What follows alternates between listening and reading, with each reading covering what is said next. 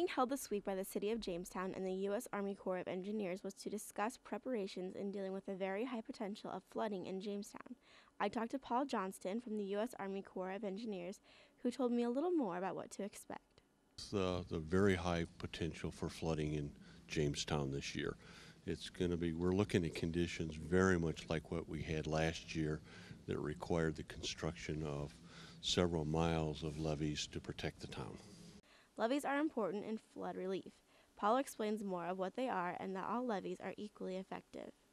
The levees we're talking about come in really three types. One is just clay material. And they're not very tall. They're only about 3 feet high. And then there's another piece of equipment called a Haskell bastion, which looks like a rectangular wire basket. And then there's another rapidly deployable flood wall, which is looked like honeycomb, plastic honeycomb, and it's filled with sand and gravel. And they make a wall to keep the water out. The levees are placed depending on the natural height of the river and are placed in segments.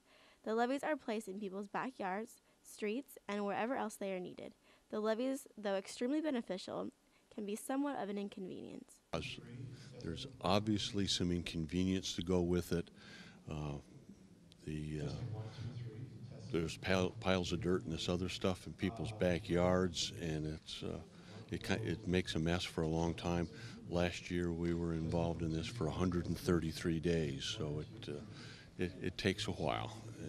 The City of Jamestown and the U.S. Army Corps of Engineers expects construction of the levees to begin this weekend.